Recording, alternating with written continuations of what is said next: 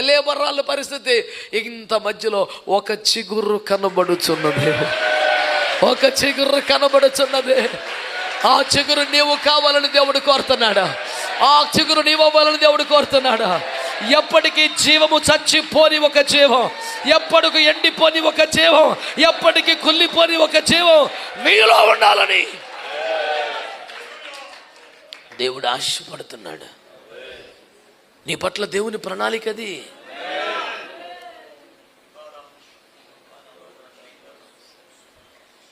ఉదయమున వికసించి సాయంత్రానికి వాడిపోయే గడ్డి పువ్వు కాదు నీవు సేవకుడా. ప్రళయముల తర్వాత కూడా చిగురిచే ఒలీవ చెట్టు. ఉదయమున చిగురించి సాయంకాలములకు వాడిపోయే గడ్డి పువ్వు కాదు నీవు సేవకుడా. ప్రళయముల తర్వాత కూడా చిగురించే ఒలీవ చెట్టు నీవు. గట్టిగా ఆమేనని చెప్పండి.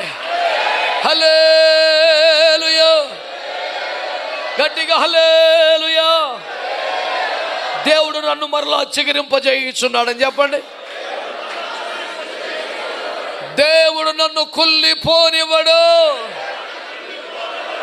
నా దేవుడు నన్ను ప్రేమించుచున్నాడు గనుక నేను చావను, సజీవుడినై నా దేవుని మహిమ పరచబోతున్నాను. గట్టిగా చప్పట్లు కొట్టి ప్రభుని కనపరచండి. నోరారో స్తుతిస్తూ చప్పట్లు కొట్టండి.